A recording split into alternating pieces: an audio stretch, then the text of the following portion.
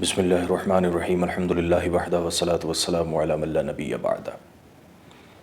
آپ لوگوں نے تھمبنیل کے ذریعے دیکھ لیا ہوگا کہ آج کا ہمارا ٹاپک کیا ہے۔ گفتگو کا آغاز کروں اس سے پہلے آپ لوگوں کو ایک چھوٹا سا واقعہ سنانا چاہتا ہوں۔ ایک مقام میں تمام مسلک و مذہب اور ملت سے تعلق رکھنے والوں کا آنا جانا تھا، جس میں اہل تشیع بھی تھے، دیوبندی حضرات بھی تھے، اہل حدیث حضرات بھی تھے، وہابی بھی تھے، سنی بھی تھے، بریلوی بھی تھے، تمام لوگوں کا آنا جانا تھا۔ اور اس واقعے کے ٹھیک 9 مہینے بعد اس گھر میں سے عورتوں کے چلانے کی آواز آئی اور ایک شور سا آیا کہ مبارک ہو مبارک ہو مبارک ہو، محمد علی مرزا پیدا ہوا ہے۔ استغفر اللہ، جب ایسی اولادیں ہوں گی جس میں پورے معاشرے کا کنٹریبیوشن ہو تو پھر ان سے اسی غلاظت کی امید کی جا سکتی ہے، نہ کہ کسی اچھی بات کی۔ اس نے ابھی ایک مسئلے کو پکڑ رکھا ہے، ایک لائن کو، جو کہ آپ نے تھمبنیل پہ پڑھا، چشتی رسول اللہ، معاذ اللہ، استغفر اللہ۔ اور اس جملے کو، اس قول کو وہ غریب نواز کی طرف منسوب کرتا ہے کہ تم لوگوں کے بزرگوں نے اتنی بڑی بڑی کفریہ عبارتیں لکھیں، کہیں اور اپنے مریدوں کو بھی اس کا درس دیا۔ یہ اس کے الزامات ہیں، اور یہ اس الزامات لگانے کے دلائل میں پیش کرتا ہے ہشت بہشت۔ یہ وہ کتاب ہے جس کو یہ کہتا ہے کہ خواجگان چشت کی ہے۔ اس میں اس کے قول، اس کی کل کتابوں کا، کل اقوال کا مجموعہ ہے، اہل چشت کا۔ چشتی بزرگان دین جتنے بھی ہیں ان کے اقوال اس کے اندر ہیں، وہ تمام کفریہ ہیں۔ اس میں یہ غلط ہے، وہ غلط ہے، تمام چیزیں۔ اس پہ ہم ضرور بات کریں گے، لیکن اس سے پہلے آپ یہ سمجھیے کہ اس شخص کا ایک کیا بولتے تکیہ کلام ہے، جو اکثر اپنی ویڈیوز میں کہتا ہے کہ میرے نبی جیسا تو ہے ہی کوئی نہیں، اور تیرے بابے تو شئی کوئی نہیں۔ تیرے یعنی ہمارے اہل سنت کے، جو جن کو بزرگان دین کو ہم مانتے ہیں، ان کو یہ بابا کہہ کے مخاطب کرتا ہے اور کہتا ہے کہ میرے نبی جیسا تو ہے ہی کوئی نہیں، تیرے بابے تو شئی کوئی نہیں۔ یہ اس طرح سے مذاق اڑانا، بدتمیزی اور بے غیرتی کا مظاہرہ کرنا، یہ اس کے لیے نارمل سی بات ہے بزرگان دین کے لیے۔ سب سے پہلے آپ ایک قرآن کی آیت سنیے، الا ان اولیاء اللہ لا خوف علیہم ولا هم یحزنون۔ ٹھیک ہے جی، اب میں اپنی بات کر رہا ہوں قرآن کی روشنی میں۔ بے شک اللہ کے ولیوں کو نہ کوئی غم ہے نہ کوئی خوف۔ قرآن میں ولیوں کا ذکر آیا، الا ان اولیاء اللہ، اجماع ہے، یہ جمع ہے، ولی کا بات نہیں ہو رہی، اولیاء اللہ، اولیاء کاملین کے بارے میں۔ اس گدھے سے پوچھئے جو یہ اہل سنت کے اوپر الزامات لگاتا ہے، ہمارے بزرگان دین کو الٹا سیدھا کہتا ہے، اس سے پوچھئے پھر یہ اولیاء اللہ کا منکر ہوا کہ نہیں؟ کیونکہ اس نے قرآن کی آیت کا انکار کر دیا نا۔ قرآن کہہ رہا ہے اولیاء اللہ ایگزسٹ کرتے ہیں، اولیاء اللہ جیسی کوئی شے ہے، اور یہ قرآن کی آیت کا انکار کر رہا ہے کہ تیرے بابے تو شے کوئی نہیں۔ تو اس نے گویا کہ قرآن کا انکار کیا، تو یہ کیا ہوا؟ کافر۔ ٹھیک ہے، ہم بعض اوقات ان چیزوں سے گریز کرتے ہیں کہ کسی کو یہ کہنا وہ کہنا، کفر اس کے اوپر ثابت کرنا، لیکن یہ خود اگر نہ مانے تو ہم کیا کریں؟ جو اس پہ حکم لگے گا میں تو وہی سنا رہا ہوں آپ کو۔ دوسری بات یہ، اس سے پوچھئے اس قرآن کی آیت کی روشنی میں یہ اولیاء کاملین کو پھر ڈھونڈے گا کہاں اگر اہل سنت میں نہ ڈھونڈے تو؟ خواجہ ہمارے پاس، غوث ہمارے پاس، قطب ہمارے پاس، ابدال ہمارے پاس، کل بزرگان دین، داتا ہمارے پاس، نظام الدین ہمارے پاس، قطب الدین ہمارے پاس، حمید الدین ہمارے پاس، کل اولیاء اللہ اہل سنت کے پاس۔ اگر یہ اہل سنت پہ یہ الزام لگاتا ہے تیرے بابے تو شئی کوئی نہیں، تو پھر یہ بابے ڈھونڈ کہاں رہا ہے؟ یہ کون سے بابوں کی تلاش میں ہے؟ کیا یہ دیوبندیوں میں جا کے ڈھونڈے گا؟ تحذیر الناس، تقویت الایمان، براہین قاطعہ، یہ کتاب لکھنے والے بزرگوں پر کیا ان کی جماعت کے اندر یہ ڈھونڈے گا بزرگوں کو جو نبی کو کچھ نہیں سمجھتے؟ نبی کی شان میں جن لوگوں نے گستاخیاں کر رکھی ہوں ان کے سامنے ولیوں کی کیا حیثیت ہوگی؟ آپ سوچئے ان جماعتوں کے اندر، یا وہابیوں میں، یا ذاکر نائک کے پاس میں یہ اولیاء کاملین کو ڈھونڈنا چاہتا ہے جو کہتا ہے کہ نبی کی مزار کو ہی زمین سے مٹا دینا چاہیے، معاذ اللہ۔ جو نبی کو کچھ نہیں سمجھتے، جو طبقے، جو گروپ، جو جماعتیں، وہ اولیاء کاملین ان جماعتوں میں کہاں ملیں گے آپ کو؟ تو پتہ چلا اہل سنت ہی کے اندر، اور یہ اہل سنت ہی کا خاصہ ہے کہ ہمارے پاس کل اولیاء ہیں اور ہمارے سر کا تاج ہے۔ ٹھیک ہے جی، ایک بات تو یہ ہوئی۔ تو گھوم پھر کے بات وہی ہے کہ اہل سنت کے پاس ہے. اس کے علاوہ اولیاء کاملین کا تصور آپ کرو گے کہاں؟ باقی تو نبیین ہیں، اصحاب ہیں، اہل بیت ہیں، اس کے بعد میں اولیاء ہیں، اور جتنے بھی اولیاء ہیں ہمارے سر کا تاج ہیں. اور یہ کہتا ہے تیرے بابے تو شے کوئی نہیں، گویا کہ اس نے قرآن کا انکار کیا، الا ان اولیاء اللہ لا خوف علیہم ولا هم يحزنون کا، اور یہ کافر ہو گیا. پہلی چیز. آگے چلتے ہیں. اچھا، اب اس نے الزام لگایا کہ غریب نواز نے معاذ اللہ یہ جملہ کہا کہ چشتی رسول اللہ پڑھو، اپنے مریدوں کو تاکید کی اور لوگوں سے پڑھوایا، اس لیے کہ تیرے بابے تو شے کوئی نہیں. یہ اس طرح کی تمام چیزیں آج سے 400 سال قبل کے بزرگ ہیں، بہت بڑے بزرگ، جن کی کتاب ہے اخ الاخیار اور جن کا نام ہے شاہ عبدالحق محدث دہلوی. وہ کہتے ہیں کہ یہ جو کتابوں کے تذکرے ہوتے ہیں اور جنہیں خواجگان چشت کی طرف منسوب کیا جاتا ہے، جن کا اجماع ہے حشت بہشت اور فوائد السالکین، دلیل العارفین، انیس الارواح، حشت بہشت کا یہ جو اجماع ہے جس کے اوپر یہ الزام لگاتا ہے خواجگان چشت کی طرف ہے، تو شیخ عبدالحق محدث دہلوی اپنی کتاب میں کہتے ہیں یہ کل اجماع، یہ کل کتابیں جو خواجگان چشت کی طرف، چشتی بزرگوں کی طرف منسوب کی جاتی ہیں، یہ ان کی کتابیں ہیں ہی نہیں اور انہوں نے لکھی ہی نہیں. اللہ اکبر. یہ لیجئے، میں نے ابھی سے بھی پرانے بزرگ کا حوالہ دے دیا آپ کو. اچھا، اس کو اور دوسرے طریقے سے انالیسس کرتے ہیں، سمجھنے کی کوشش کرتے ہیں. خواجگان چشت جو ہیں دیگر سلسلے کے بزرگوں سے تھوڑی ڈیفرنٹ رہے. آپ تاریخ اٹھا کے دیکھ لیجئے، انہوں نے کتابوں پہ اتنا غور نہیں کیا، انہوں نے کتابیں لکھنے کے اندر وقت اپنا کم دیا. ان کے پاس تو کرامتیں تھیں. کتابوں کی ضرورت ہوتی ہے جو عالم، جو یہ علماء کے کام ہوتے ہیں، اولیاء، اور وہ بھی اولیاء چشت.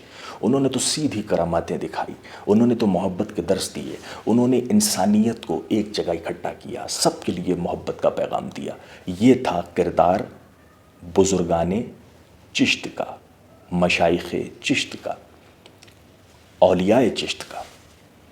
تو کتابوں کی تو آپ بات چھوڑی دیجئے. اس کے بعد میں کیا کتابوں کے اندر جس طرح الحاقات ہوتے ہیں، الحاق یعنی کسی چیز میں کسی چیز کو ضم کر دینا، جوڑ دینا، ملا دینا بعد میں، تو اسی طرح یہ کتابیں ان کے ساتھ منسوب کی گئیں اور بعد میں ان کتابوں کے اندر کئی چیزوں کو ایڈ کر دیا گیا. تو کیا کتابیں چینج نہیں ہوتی؟ کیا کتابیں بدلتی نہیں ہیں؟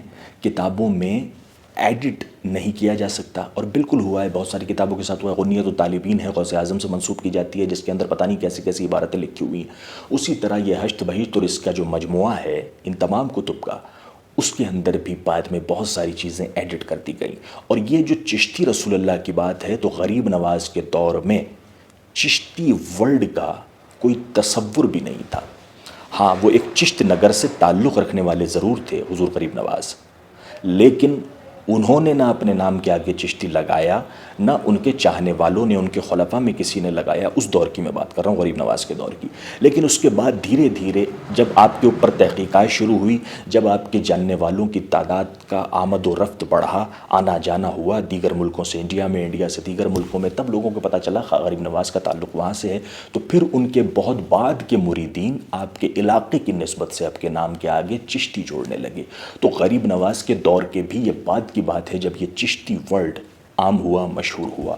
تو غریب نواز کیسے اس کو پڑھا سکتے ہیں کہ چشتی رسول اللہ؟ اور چشت جو ہے یہ فارسی کا ورڈ ہے، رسول اللہ یہ عربی کا ورڈ ہے.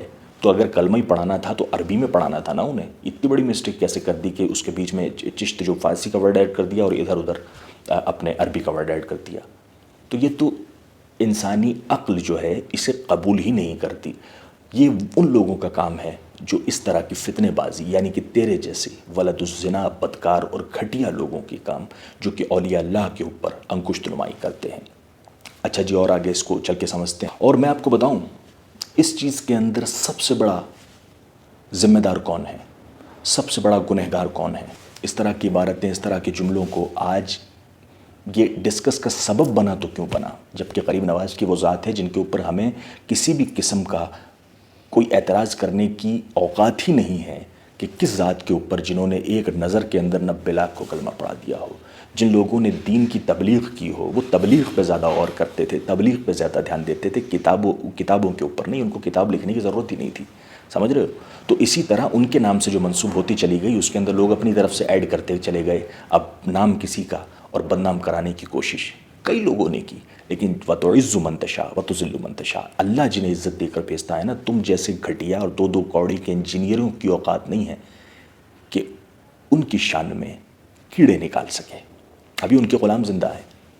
اچھا جی، سب سے بڑا ذمہ دار کون ہے اس چیز کا؟ تو میں بلا خوف کہنا چاہتا ہوں، سب سے بڑا اگر کوئی ذمہ دار اور غدار ہے معاشرے کا، اہل چشت کا، تو ہمارے معاشرے کے جاہل، گھٹیا، بے عمل اور بد کردار چھوٹے مکار پیر، انگوٹھا چھاپ پیر، یہ سب سے بڑے گستاخ ہیں، یہ سب سے بڑے ذمہ دار ہیں ان تمام چیزوں کے لیے جو آج یہ دو دو کوڑے کے انجینئر پھونک رہے ہیں۔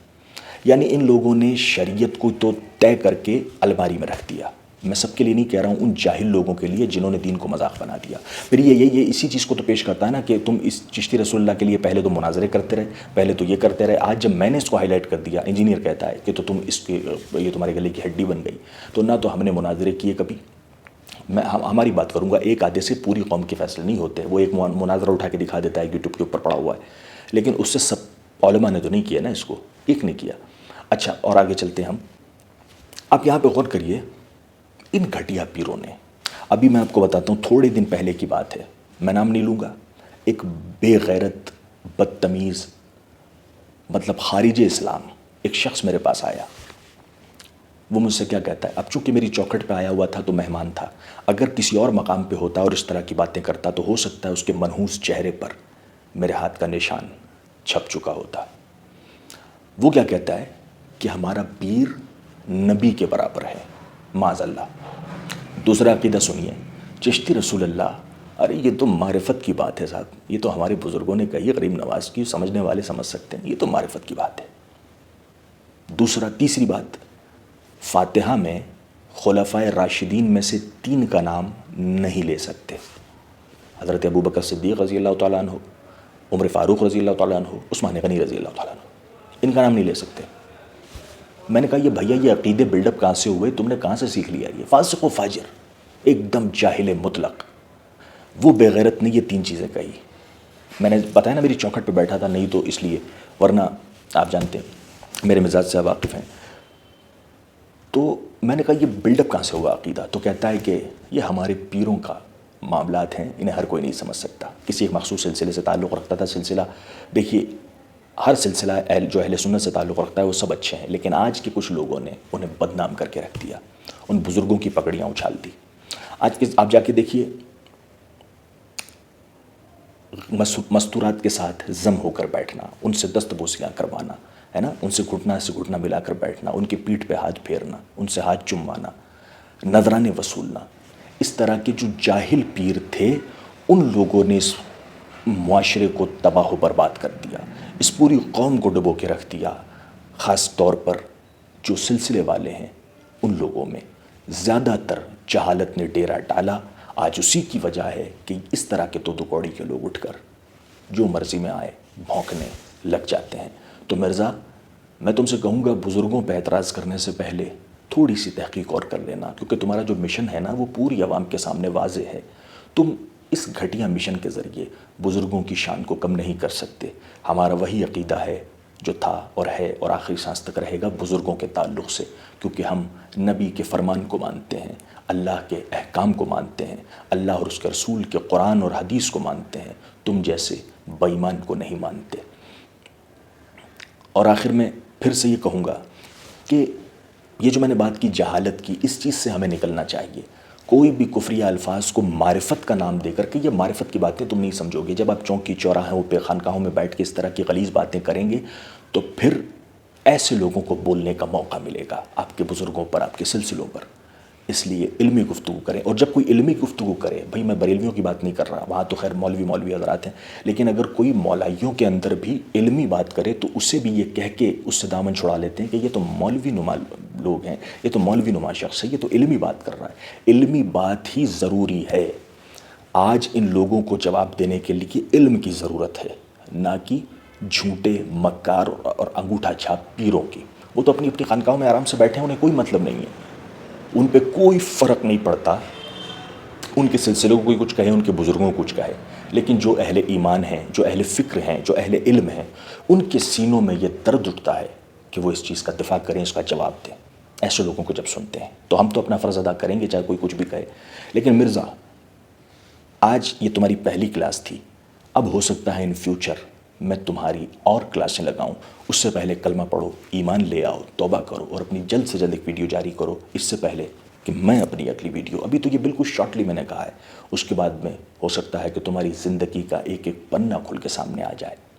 سب سے پہلے تو میں دعا کروں گا تمہاری ہدایت کے لیے، اس کے بعد میں، کیونکہ جو صحابہ کا گستاخ ہو، اولیاء کا گستاخ ہو، پنجتن کا گستاخ ہو، نبی کا گستاخ ہو، خدا کا گستاخ ہو، وہ ہے تو کافر، ہو چکے تم، لیکن ابھی بھی تمہارے پاس وقت ہے، تم تجدید ایمان کرو، کلمہ پڑھو، توبہ کرو، اللہ تمہیں کیا پتہ توفیق دیتے۔ تمہارے لیے توفیق کی دعا کر سکتا ہوں میں، کلمے کی دعا کر سکتا ہوں، ایمان کی دعا کر سکتا ہوں، کیونکہ تم خارج ہو چکے ہو۔ اور ایک یہ لائن کہتا ہے نا کہ میرے نبی جیسا تو ہے ہی کوئی نہیں، تیرے بابے تو شے کوئی نہیں۔ تو آج دوستوں، جتنے بھی اہل تشیع حضرات دیکھ رہے ہیں، جتنے بھی اہل سنت حضرات دیکھیں گے، جتنے دیوبندی حضرات دیکھیں گے، جتنے اہل حدیث، جتنے بھی فرقے کے لوگ ہیں، جو بھی مجھے دیکھے گا سن رہا ہے، ان سب کو ایک نئی لائن دے کے جا رہا ہوں آج۔ اس لائن کو اپنے اپنے چینلز پہ، اپنے اپنے بیانات میں چلاؤ اور اس کا ذکر کرو اور اس خبیث کا کھلے طور پر رد کرو۔ اور وہ لائن کیا ہے؟ آج میں کہتا ہوں، میرے اللہ اور اس کے محبوب جیسا تو ہے ہی کوئی نہیں، اور اس کے محبوب کے محبوبوں کا گستاخ تو شے کوئی نہیں۔ خدا حافظ۔